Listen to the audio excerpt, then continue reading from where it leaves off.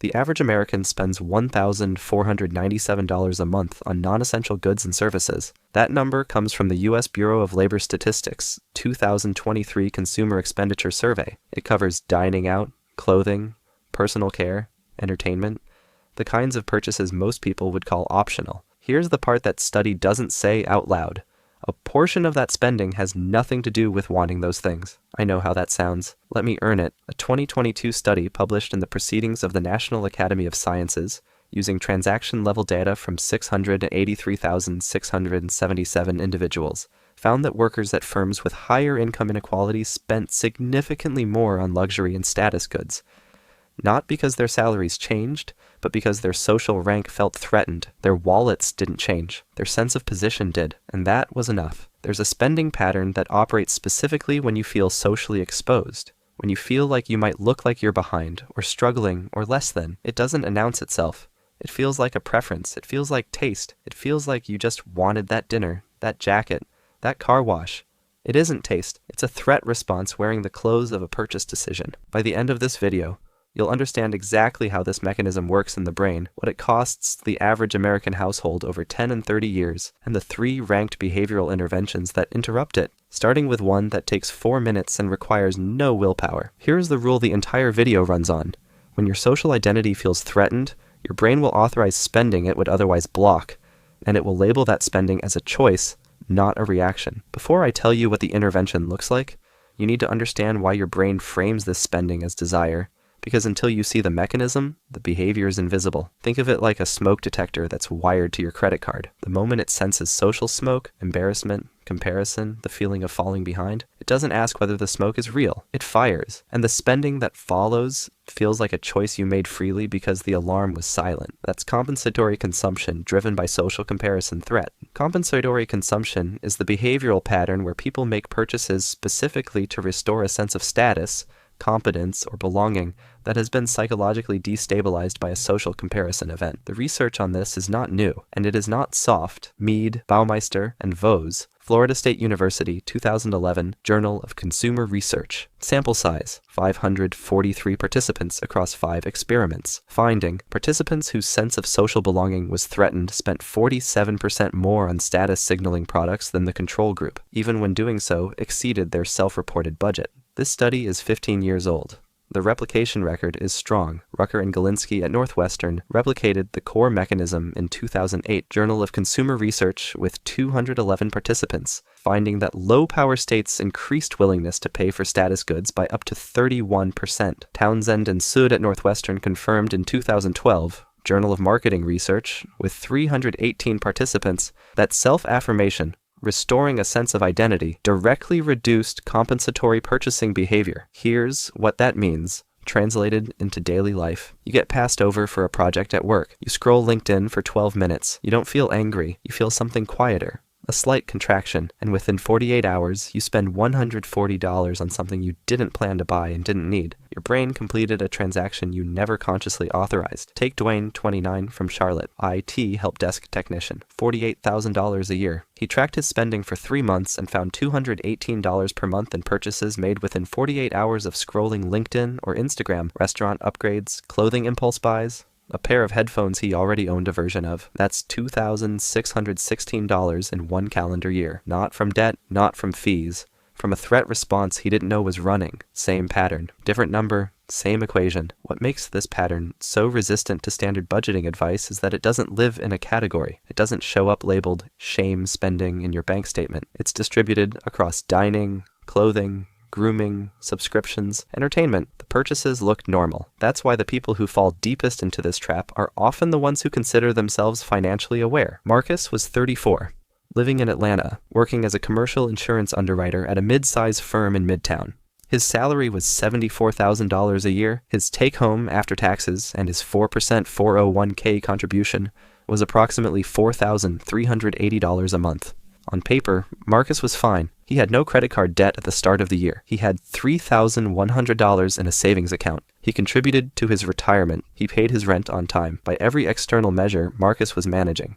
But Marcus worked in an office where the culture ran on visible success. Colleagues talked about restaurants. They compared watches without saying they were comparing watches. A new suit on a Monday was noticed. A lunch brought from home was noticed differently. Marcus didn't consciously decide to match that culture. He absorbed it. By February, his monthly discretionary spending had reached $390. That number was the 12-month average. Some months, it was $310. April was $487. The month his team went to a conference in Nashville, and he upgraded his hotel room for $128, rather than appear in a standard room while two colleagues stayed at the same property in junior suites. That number is about to get worse. The pattern wasn't dramatic. There was no single purchase that broke his budget. It was the dinner tab he covered when he hadn't planned to, $97 in one evening, because covering it felt like proof of something. It was the $215 pair of sneakers bought 3 days after a colleague mentioned, casually, not meanly so, that he'd noticed Marcus wore the same shoes to most client meetings. It was the $68 car detail the morning before a department gathering where people arrived in their own cars. None of these purchases felt like fear. Each one felt like a reasonable decision. That's the mechanism. By month 8, Marcus had spent $3,120 on status signaling purchases. Restaurant upgrades, clothing, grooming, one piece of branded tech that was identical in function to what he already owned. By month 12, the total was $4,680. His savings account, which had held $3,100 in January, held $610 in December. He had not gone into debt. He had simply redirected his financial buffer into the space between who he was and who he needed to appear to be. You've felt this. You just didn't have a name for it. The specific emotional state Marcus described at his lowest point wasn't panic. It wasn't shame. Not yet. It was a particular kind of arithmetic dread, sitting in a parking garage 4 days before payday, checking his balance on his phone, seeing $214, and then walking into a colleague's birthday dinner and picking up $97 of the tab anyway, because the alternative, explaining, declining, stepping back, felt more expensive than the debt. That's where Marcus's story could have ended. Renee was 41. Living in Denver, working as an occupational therapist at a rehabilitation facility on the city's southeast side. Her salary was $81,000 a year. Her take-home after taxes and benefits was approximately $4,850 a month. Renee's version of this trap looked different from Marcus's. Her social comparison triggers weren't colleagues at work. They were neighbors, Instagram accounts she'd followed for years, and the group of mothers from her daughter's school whose renovation projects, vacations, and kitchen overhauls had become a low-grade background pressure she'd never directly named. She wasn't trying to impress them. She thought she wasn't. Hold that thought, because it breaks down. Over 14 months, Renee had made $5,400 in purchases she categorized as home improvement, clothing, and dining. But when she traced the timing of those purchases back against a journal she kept, she found that 71% of them occurred within 90 minutes of a social event, a neighbor interaction, or a social media scroll session that lasted more than 15 minutes. She didn't buy things because she wanted them. She bought things within 90 minutes of feeling socially outpaced. When Renee identified this pattern, she didn't try to stop the spending with discipline. Discipline is not a system. Discipline fails at the moment the smoke detector fires. She built a system instead. She opened a second checking account at a separate bank from her primary account. Not a savings account, a checking account. Because savings accounts have withdrawal friction she wanted to preserve for actual savings. She named this account Social Spend Audit. Every Sunday, for approximately 5 minutes, she opened her Notes app and logged every purchase from the previous week that occurred within 90 minutes of a social trigger event. A dinner, a scroll session, a neighborhood interaction. She wrote the amount. She wrote the trigger. She transferred that exact dollar total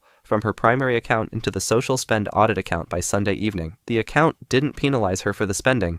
It made the spending visible. When you can see the number isolated from your regular spending stream, when status purchases this week, $143, sits in its own account with its own running total, the brain's threat response spending loses one of its key tools, invisibility. Remember Dwayne from Charlotte? Here's what his 48-hour purchase window looked like once he ran the same audit. 3 months of tracking, $218 a month in social trigger spending, all of it invisible inside his normal transaction history until he isolated it. The moment it had its own column, he spent 34% less in month 4 without setting a single spending rule. Within 3 months of starting her social spend audit, Renee's weekly social trigger purchases dropped from an average of $98 per week to $41 per week. That's a reduction of $57 per week, or $228 per month. She transferred the difference, not the full amount, just the reduction, into a high-yield savings account she named Future Renee. She set the transfer to run automatically on the 1st of each month. She did not rely on remembering to do it. She did not rely on motivation.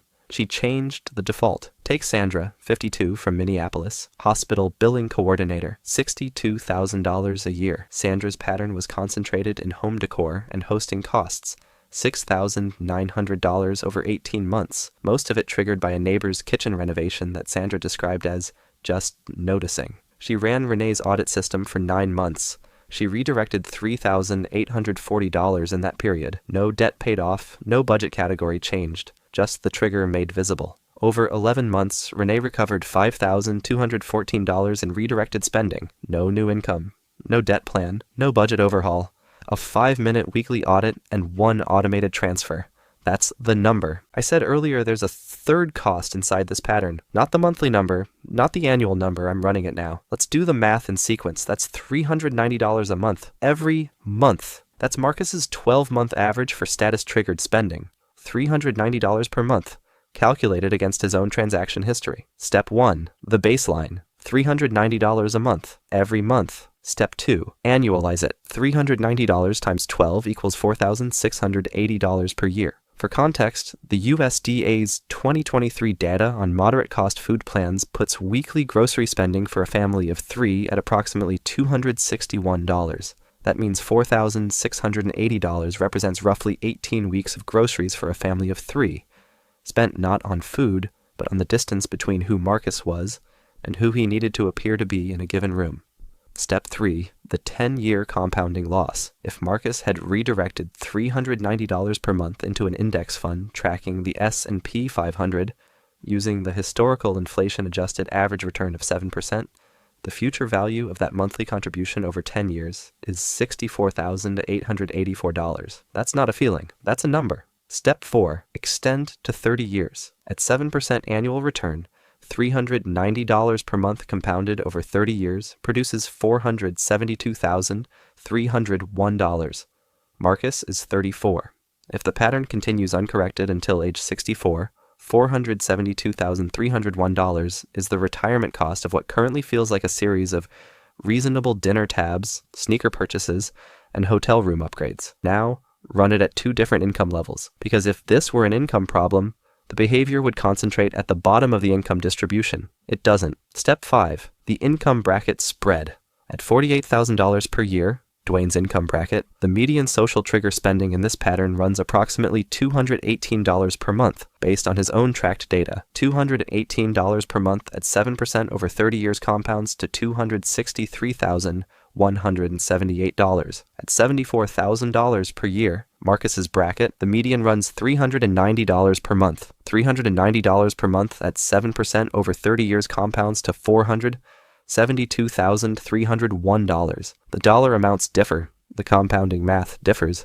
The behavior mechanism is identical across both brackets. This is not a problem that resolves when income increases. Rucker and Galinsky's 2008 research showed that the compensatory consumption response strengthens under social comparison pressure regardless of income level. Higher income increases the dollar denominator. It does not change the equation. Step 6, the reframe. This isn't about what you spent. It's about what that spending decided for your retirement account, without ever asking your permission. I want to be honest about this. The research on compensatory consumption is strong. The replication record holds. But peer-reviewed studies measure group-level averages across controlled experimental conditions. They do not measure your specific social environment, your specific income constraints, or the real social consequences that sometimes exist when maintaining professional appearance in certain industries. This video explains a psychological pattern. It is not financial advice. It does not account for your specific income, debt load, or risk tolerance. Some status spending is professionally rational. This video is not arguing against all of it. It's arguing for making the choice consciously with a number in front of you. 3 interventions, ranked by friction. Start with the first one today. The fix for each of these is structural, not motivational. You're not changing your personality. You're changing the default setting. Intervention 1, the 90-minute purchase audit. This is the lowest friction entry point. Set a recurring weekly reminder on your phone. Sunday at 8 p.m. works for most schedules, titled 90-minute check. Open your bank app. Scroll the past 7 days of transactions. Flag any purchase made within 90 minutes of a social event, a scroll session of 10 minutes or more, or a direct social comparison moment, a conversation about someone else's salary, home, car, or vacation. Write the flagged total in your Notes app. Do not judge it. Just see it. This takes 4 minutes. The value is not the action. The value is that visibility is the first break on the threat response mechanism identified in Mead et al.'s 2011 research. Intervention 2, the separated account system. Open a second checking account at a bank different from your primary account. Name it using the exact monthly total you calculated in Intervention 1. For Renee, that name was Social Spend Audit, $390. Set an automatic transfer, not manual, automatic, on the first of each month for that amount. This creates a physical separation between your threat response spending pool and your operating account. The friction of transferring money back from a separate institution functions as a 24-hour pause, which, based on Townsend and Sood's 2012 data, is sufficient time for the acute threat response state to dissipate in most cases. The tool, any FDIC-insured online bank. Marcus used Marcus by Goldman Sachs specifically for the separation distance from his primary Chase account. Intervention 3 is where the dollar outcome gets real, but it only works after interventions 1 and 2 are running. Intervention 3, the trigger environment block. This is the highest leverage intervention and the one most people skip because it feels extreme. It isn't extreme. It's architectural. Identify your top 2 social comparison inputs. For most people in this pattern, that's LinkedIn and Instagram. Set app time limits of 12 minutes per day on both, using your phone's built-in screen time tools on iOS or Digital Wellbeing on Android. This costs $0 and takes 3 minutes to configure. The evidence basis, the PNAS 2022 Study on Workplace Inequality and Status Signaling Expenditure, found the mechanism activates under conditions of frequent social rank exposure. Reducing the frequency of exposure reduces the frequency of the threat response firing. You are not removing ambition. You are removing the trigger cadence. After 90 days, Renee's social media time dropped from 47 minutes per day to 14 minutes per day. Her social trigger purchases dropped 58% in that same window. Renee didn't overhaul her budget. She didn't cut subscriptions. She didn't track every transaction or build a spreadsheet with 17 categories. She ran a 5-minute audit on Sunday nights, separated one account, and changed 2 app settings. 11 months later, the number was $5,214. What you understand now that you didn't at the start of this video, the spending that feels most like personal preference is often the spending that's most driven by threat. Your brain doesn't tell you it's afraid. It tells you that you want something. And the cost of that mistranslation, run across 30 years at 7%, is not a rounding error. There's no guilt in that. There's just the number. Hit like if this changed how you see shame spending. Subscribe if you want to do the math on the next one, next week. The research shows that people who check their investment accounts more than once a week earn lower returns than those who check monthly. And the math will surprise you. A psychological pattern observed in peer-reviewed research. It is not financial advice. It does not account for your specific income, tax situation, debt load, or risk tolerance. For personalized financial guidance, consult a licensed financial advisor.